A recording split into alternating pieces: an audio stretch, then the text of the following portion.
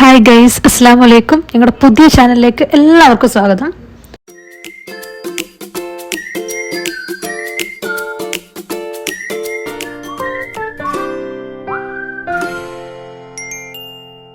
അപ്പോൾ ഒരു അടിപൊളി എഗ് റൈസ് ആണ് ഇന്നിവിടെ നമ്മൾ ഉണ്ടാക്കാൻ പോണത്. സത്യം പറയല നല്ല കിട്ടു ടേസ്റ്റ് ആയിരുന്നു. അപ്പോൾ നമ്മളിവിടെ ഇന്ത്യ ഗേറ്റിൻ്റെ ബസ്മതി റൈസ് ആണ് എടുത്തത്. ഒരു 2-2.25 ഗ്ലാസ് നമ്മൾ എടുത്തു. എന്നിട്ട് നല്ല വൃത്തിയായിട്ട് വാഷ് ചെയ്തു. പിന്നെ സൗദി വന്നിട്ട് 6 ദിവസമായി എന്തെങ്കിലും സ്പെഷ്യലായിട്ട് ഉണ്ടാക്കണം എന്നുള്ള തോട്ടിലാണ് നമുക്ക് എഗ് റൈസ് കിട്ടിയത്. ഒന്നും നോക്കിയില്ല. പിന്നെ 2 ഒണിയൻ എടുത്തു, വേഗം കട്ട് ചെയ്തെടുത്തു. പിന്നെ ഇഞ്ചി, വെളുത്തുള്ളി, പച്ചമുളക് നല്ലോണം ക്രഷ് ചെയ്തെടുത്തു. പിന്നെ നമ്മൾ ഓൾറെഡി അരി വെച്ചിട്ടുണ്ടായിരുന്നു വേവാൻ വേണ്ടി.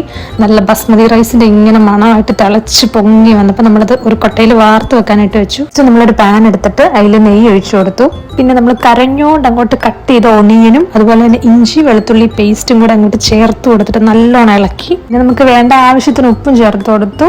പിന്നെ തക്കാളി അതുപോലെ തന്നെ ക്യാരറ്റും ചേർത്ത് നല്ലോണം ഇളക്കി കൊടുത്തു. നല്ലോണം ഇളക്കി അത്യാവശ്യം ഒന്ന് വഴണ്ട് വന്നപ്പോൾ നമ്മൾ ഗരം മസാലയും അതുപോലെ തന്നെ ബിരിയാണി മസാലയും ചേർത്ത് കൊടുത്തു. ഒന്നുകൂടെ നമ്മൾ ഇളക്കി. പിന്നെ സോയാ സോസ് ഇല്ലാണ്ട് ഒരു പരിപാടി ഇല്ലല്ലോ, അതുകൊണ്ട് നമ്മൾ കുറച്ച് സോയാ സോസും ചേർത്ത് വെച്ചു കൊടുത്തു. പിന്നെയല്ല നമ്മുടെ മെയിൻ സാധനം മുട്ട. നമ്മളൊരു 6 മുട്ട അങ്ങോട്ട് പൊട്ടിച്ചു കൊടുത്ത് നല്ലോണം ഇളക്കി.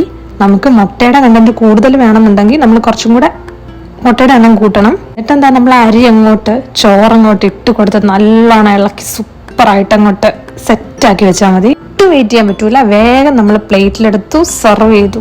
കിട്ടു സാധനം. അപ്പം അടുത്ത വീഡിയോയിൽ ഇൻഷാ അല്ലാഹ് വേഗം കാണാം. അതുപോലെ തന്നെ ഞങ്ങളുടെ ചാനൽ ഇഷ്ടപ്പെട്ടിട്ടുണ്ടെങ്കിൽ ലൈക്ക് ചെയ്യുക, അതുപോലെ തന്നെ സപ്പോർട്ട് ചെയ്യുക.